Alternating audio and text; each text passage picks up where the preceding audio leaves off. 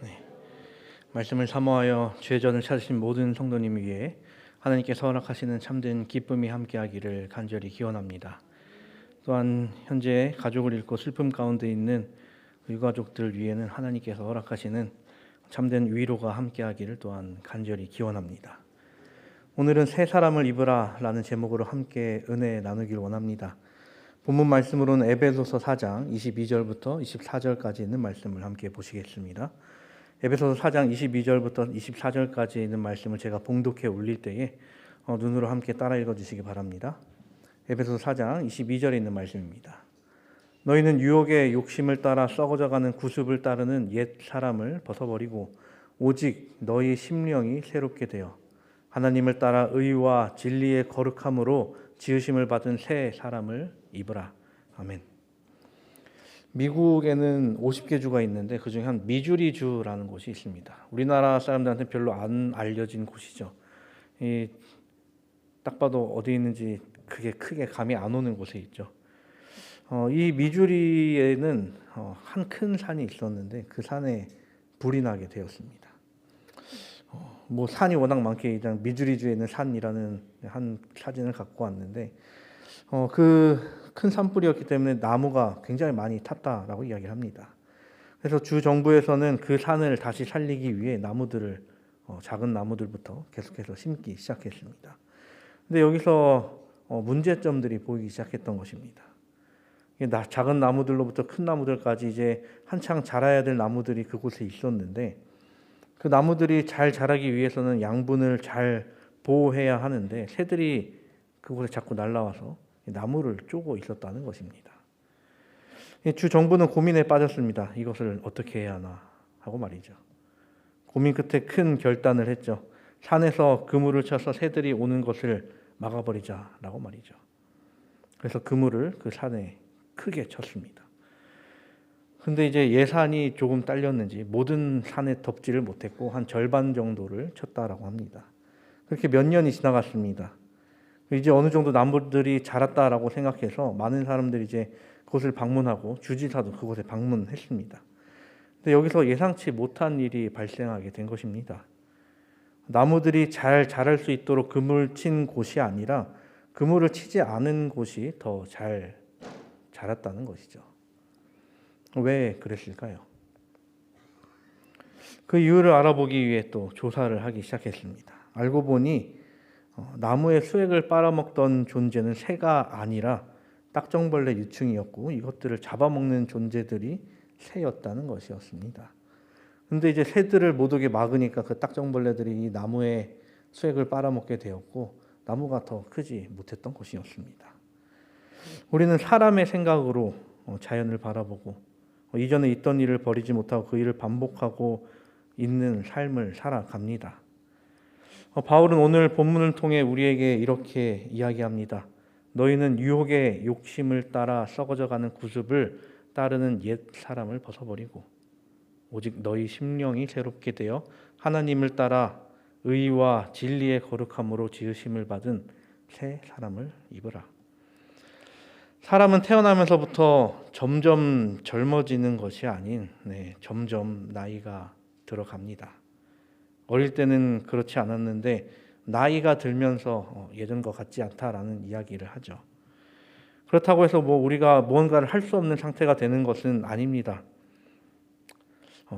근데 우리가 그렇다고 해서 또 무언가를 할 수 있는 것도 아니기도 합니다. 세상의 최강자라고 불리우는 많은 사람들이 있었습니다. 그 사람들이 더 많은 삶을 살려고 했으나 모두가 실패한 것을 우리는 너무나도 잘 알고 있죠. 중화를 최초로 통일하고 왕의 칭호가 아닌 황제의 칭호를 스스로 쟁취한 진시황이 있었죠. 그가 그토록 원했던 불노 불사가 그에게 이루어졌습니까? 조금도 근처도 가지 못했습니다. 사람은 나이가 들고 몸은 어느 부분을 지나면 이제 점점 늙어져 갑니다. 그래서 어떻게 보면 사람은 자기 자신을 더 중요하게 생각하고 나의 생각을 더 중요하게 여기며 살아간다라는 것입니다. 그러면 그럴수록 사람은 옛사람으로 머무르게 되고 사람의 생각으로 어떻게 보면 한계가 있는 그 생각으로 머물게 된다는 것이죠. 그런데 자신의 뜻을 위해 사람의 생각이 아닌 사람의 생각으로 도무지 할 수 없는 그 일을 하신 분, 옛사람을 벗어버린 한 분이 계셨습니다. 그분은 우리가 잘 알듯이 예수 그리스도셨습니다. 예수 그리스도라는 존재 자체가 우리가 잘 알듯이 인간 그 자체셨으나 사람을 위하여 인간의 모든 것을 포기하셨습니다. 그리고 인간이 가져야 하는 생명을 인간에게 선물로 주셨습니다. 이후 인간은 예수 그리스도를 따라 삶으로써 죄로 물든 인간을 버리고 예수 그리스도로 인하여 거듭난 새 사람이 될 수 있게 되었습니다.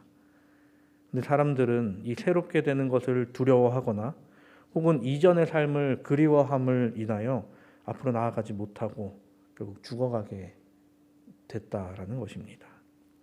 마치 죽음의 땅이었던 애굽을 그리워했던 이제 출애굽한 이스라엘 백성들처럼 말이죠. 한 책에서 읽은 이야기가 있습니다. 그것은 바로 에스키모가 늑대를 사냥하는 방법에 관한 이야기입니다. 에스키모들은 늑대를 사냥할 때에 활을 쏜다거나 총을 쏜다거나 하면서 이렇게 여러 일을 벌이지 않는다라고 합니다. 그들이 한 일은 얼음을 파고 거기에 칼을 거꾸로 꽂아 놓은 채 나를 하늘로 향하게 해 놓은 채 그 위에 동물의 피를 발라 놓는다는 것이었습니다. 그렇게 되면 늑대들이 이제 피 냄새를 맡고 그 칼을 핥는다는 것입니다. 날카로운 칼을 잡고 핥게 되면 어떻게 될까요? 혀가 베이겠죠. 그러면 그 혀에서 피가 흐르고 그 칼에는 계속해서 그 피가 묻게 됩니다. 결국은 그렇게 피를 핥다가 이 피가 내 피인지 동물의 피인지 분간도 못한 채 죽음으로 나아가게 된다라는 것이었습니다. 우리가 어떠한 일을 시작했을 때를 한번 생각해 보시기 바랍니다. 가볍게 생각하면 새로운 취미를 시작했을 때, 운동이나 여러 취미들이 있겠죠. 근데 우리는 이 취미를 시작했을 때 어떻게 하면 이것을 잘할 수 있는지에 대해서 고민하고 어떻게 해야 발전할 수 있는지에 대해서 생각을 합니다. 레슨을 받기도 하고 연습을 하기도 하면서 말입니다. 어느 정도 수준에 도달하게 됐을 때 어떻게 보면 자신만의 이제 노하우가 생기게 되죠. 그런데 여기서 그 노하우에 집착하게 됐을 때 그 사람의 성장은 거기서 멈춘다는 이야기가 있습니다. 익숙한 것에 빠져 새로운 것을 잃어버린다라는 것이죠. 그럴 때 우리는 그것을 매너리즘에 빠졌다라고 이야기를 합니다.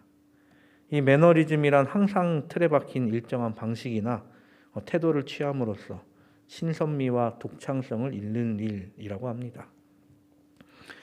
자신의 노하우에만 집착해 발전을 잃어버리게 된 것이죠.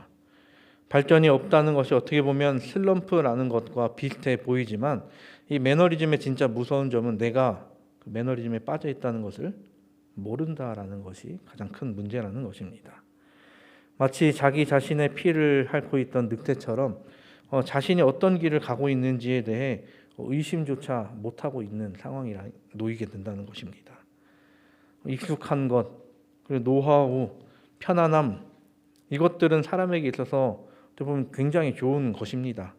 하지만 이것에만 빠져 살아가게 된다면, 이것들만 집착하고 살아가게 된다면 나 자신은 옛 사람으로서 발전이 없는 사람으로서 매너리즘에 빠져 살아가게 된다라는 것입니다. 그래서 매너리즘에 벗어날 수 있는 가장 좋은 방법은 이전에 했던 방식을 전부 버리고 새로운 방식으로 그것을 도전해 보는 것이다라고 이야기를 합니다. 그리고 끊임없이 발전하기 위한 방법을 새롭게 찾는 것을 권하는 것이죠. 그것이 나의 세상적인 일뿐만 아니라 나의 영적인 일에서도 말입니다. 우리가 신앙적인 부분에서도 항상 같은 것, 편안한 것 등만 바라고 산다면 나의 신앙적인 성장이 어떻게 보면 멈춰버릴지도 모르겠습니다. 하지만 우리가 끊임없이 옛 사람을 버리고 새 사람을 입는다면 어떻게 될까요? 내가 지식으로 배운 예수님이 아닌 나만의 예수님의 모습을 매일매일 새롭게 발견한다면 어떻게 될까요? 그렇다면 우리는 이 세상에 더 이상 죽은 자가 아니라 예수 그리스도 안에서 다시 살아난 자가 될 것입니다. 세계 최고의 요리사가 세계에서 가장 맛있는 요리를 개발했다고 생각해 봅시다. 그 요리를 먹기 위해 세상에서 정말 많은 사람들이 몰려들겠죠. 그리고 많은 사람들이 그 요리를 먹게 됐을 것입니다. 근데 그 요리사가 이 요리는 완벽해라고 생각을 하면서 더 이상 다른 요리를 개발하지 않고 이 요리만 만든다면 어떻게 될까요?